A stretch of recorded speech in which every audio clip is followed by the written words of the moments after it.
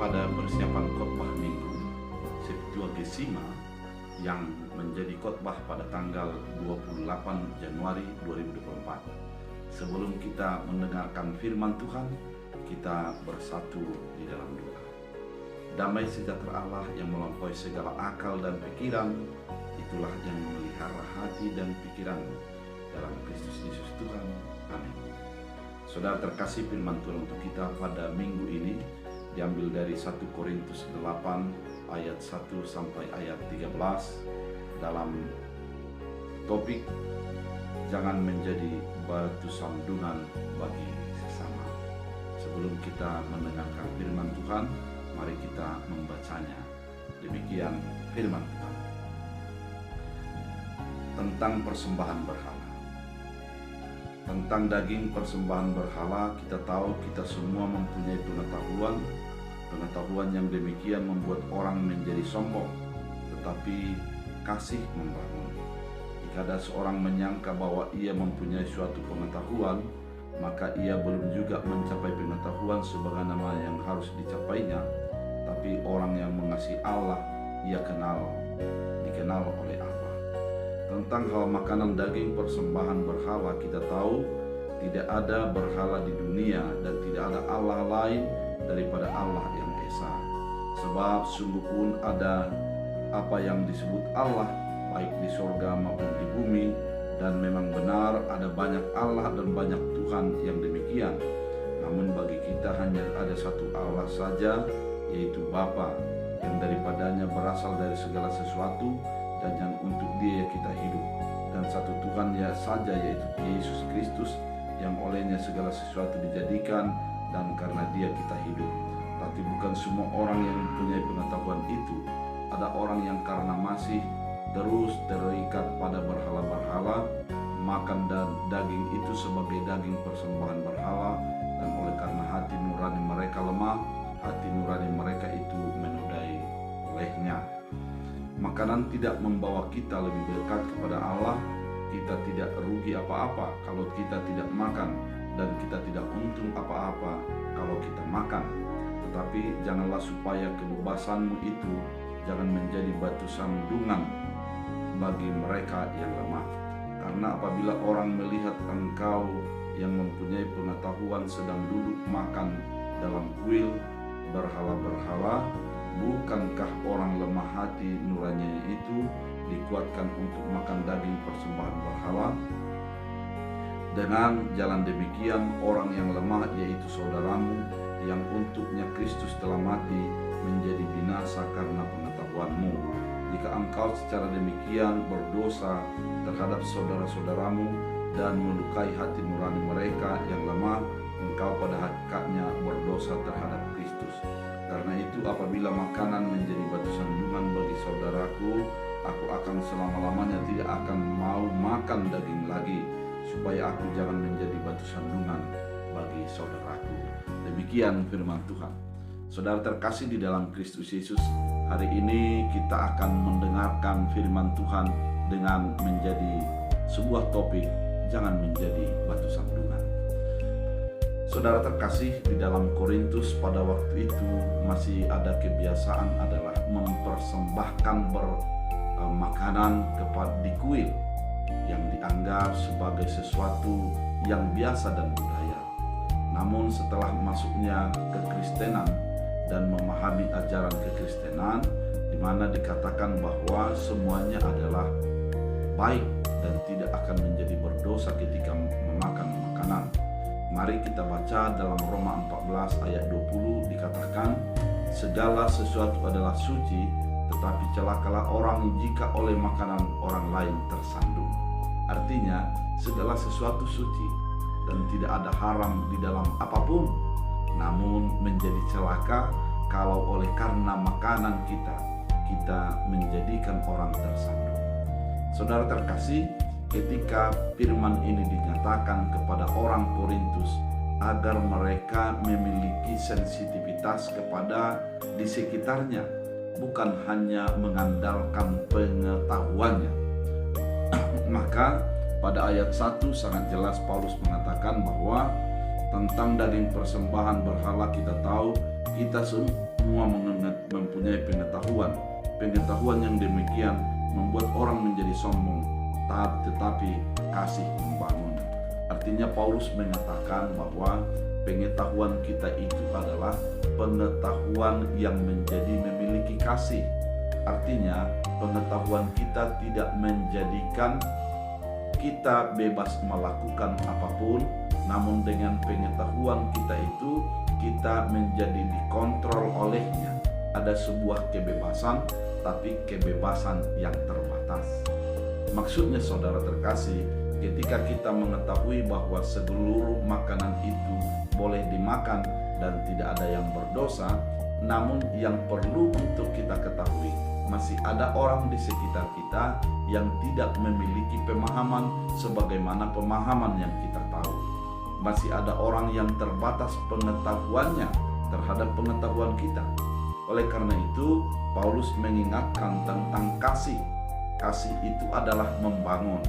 Artinya, orang yang berpengetahuan perlu hidup di dalam kasih, sehingga dia tidak mengandalkan pengetahuannya agar menjadi orang lain juga memahami akan kebaikan Tuhan melalui tindakan-tindakan kasih yang dilakukan.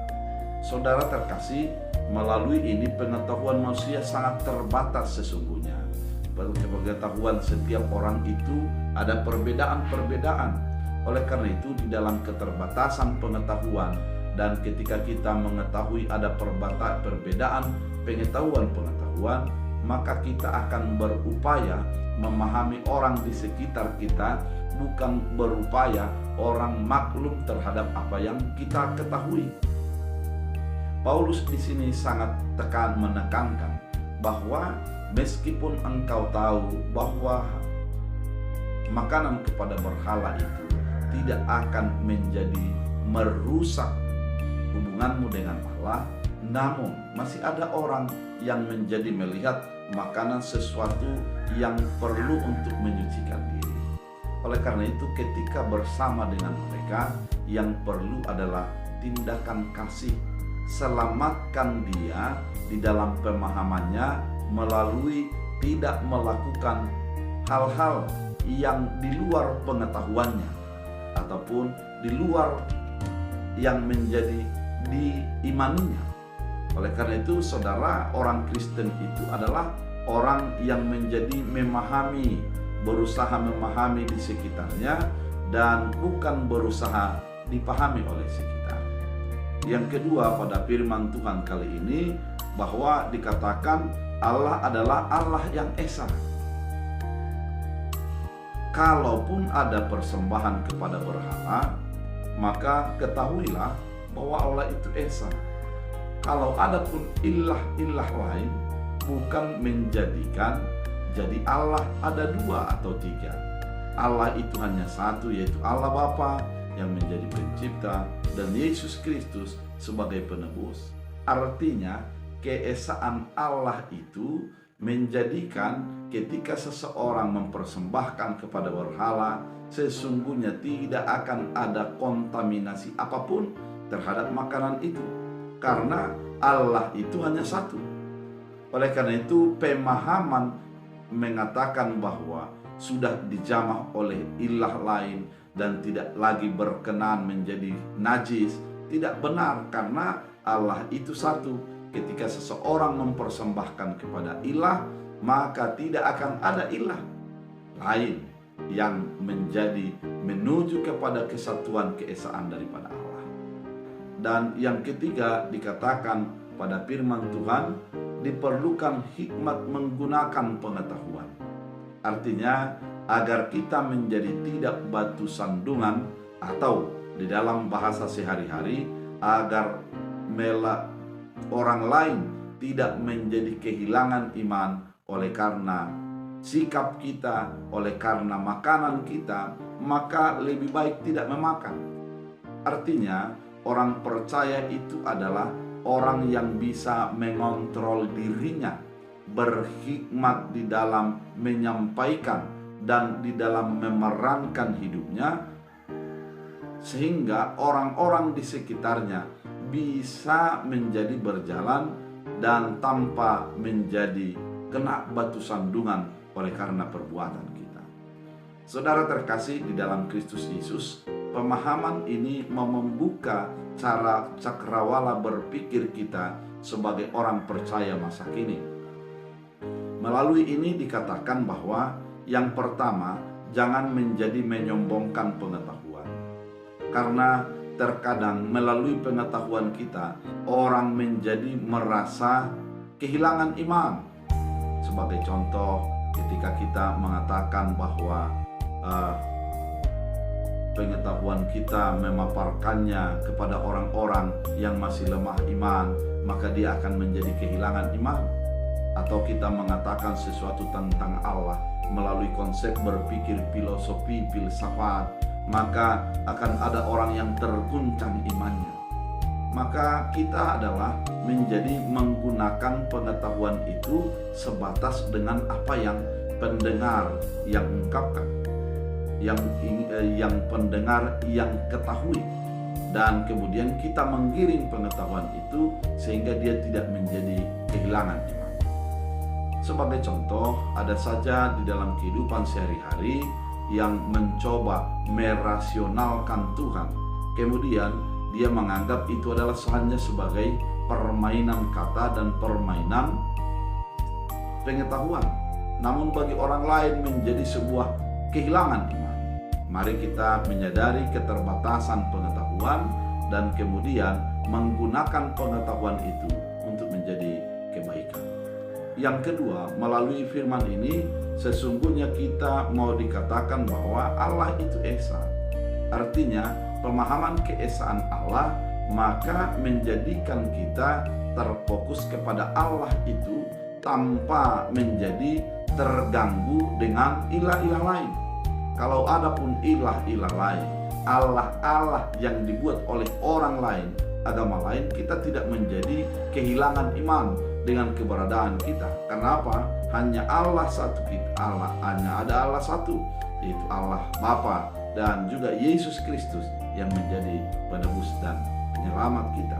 Dengan demikian kita tidak menjadi mengatakan Allah itu lebih benar, Allah ini lebih hebat, namun kita menjadi satu fokus kepada Allah pencipta, yaitu Yesus Kristus. Dan yang ketiga, kita diharapkan untuk tidak menjadi batu sandungan.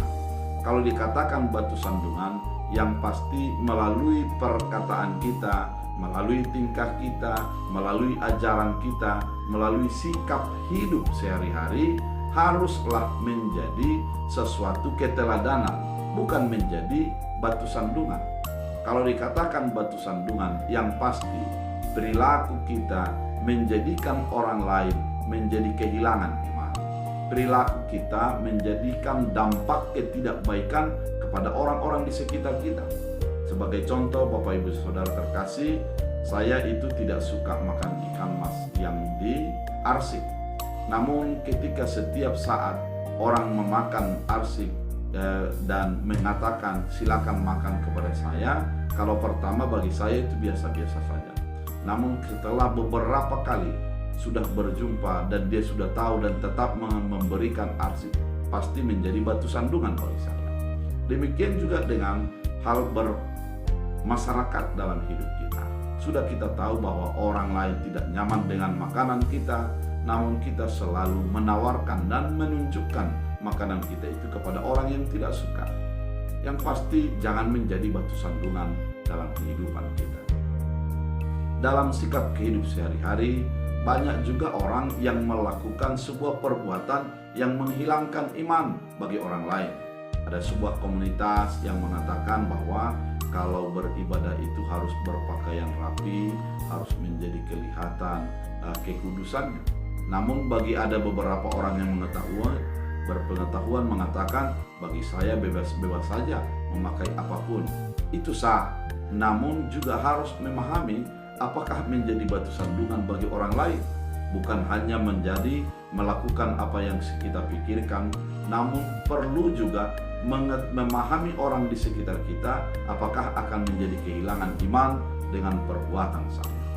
Oleh karena itu, pemahaman keberimanan orang Kristen bukan sebatas bagaimana yang saya tahu, namun juga masuk kepada sendi-sendi terdalam, yaitu bagaimana menjadi pengetahuan saya menjadi kebaikan bagi saya dan orang-orang di sekitar saya.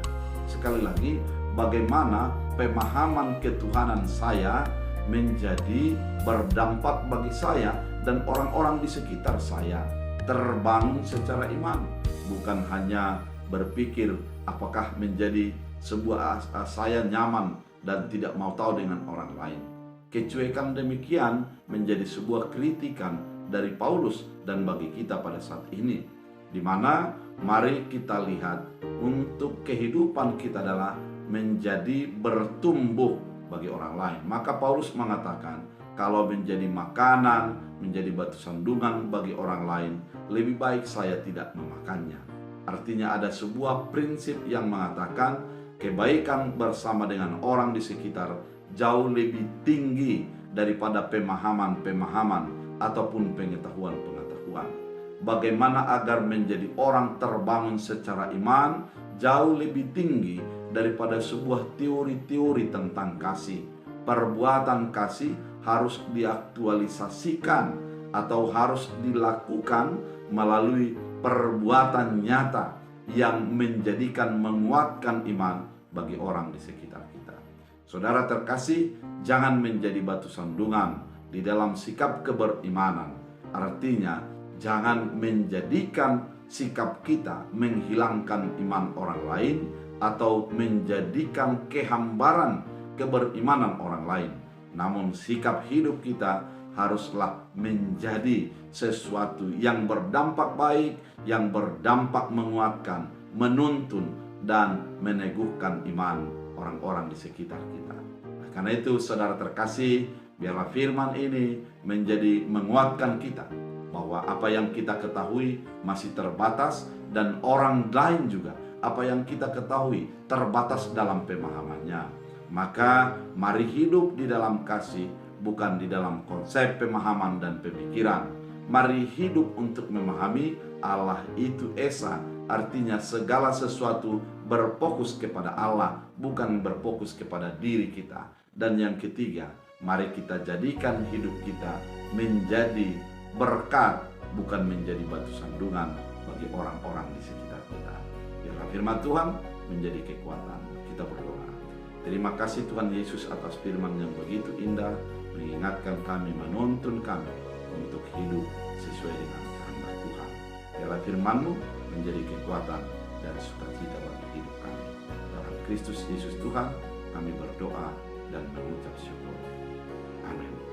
Tuhan Yesus memberkati.